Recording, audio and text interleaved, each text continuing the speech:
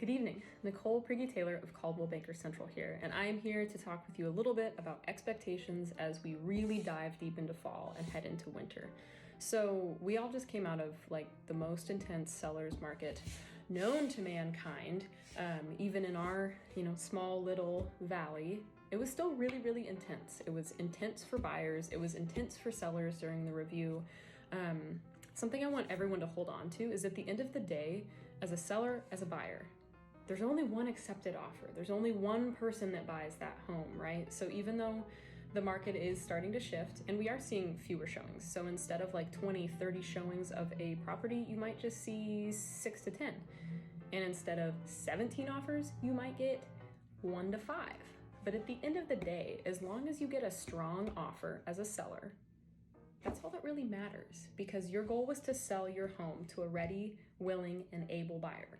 So as long as you have one of those, happy camper. Sometimes it would be nice, right? If as a seller, if you could always get crazy amounts of gains. But the good news is, appreciation-wise, sellers right now are still enjoying some really great profitability. Buyers, let's talk to you for a second. Now's your time to shine. If you are pre-approved, if you have done the things that you need to do to be prepared to buy both fiscally, emotionally, mentally, now's your time. Interest rates are still low.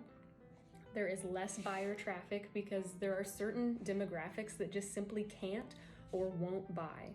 In the late fall, early winter, late winter months, it's just not feasible for them, which means the competition level's a little bit lower. And there are still some really good listings out there. There's some super cute homes that are hitting the market in all price ranges. There's less, but there is also less competition. So now might be your time to get out there and get an offer accepted on a home that only has 1 or 2 other offers, so that you can be competitive and you don't have to sell your firstborn child or offer up a kidney in order to get a home. We are seeing a bit of a slowdown in showings in Kittitas County. We're seeing more months supply of inventory, meaning that it's still a seller's market. It's just less of a seller's market than it was basically from like March through July.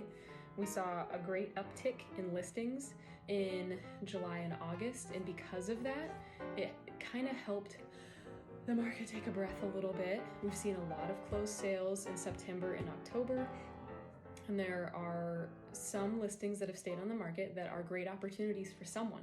The big question is, are you that someone? This is Nicole Prigge-Taylor giving you a little update on what's happening in our valley. I hope you have a fabulous night.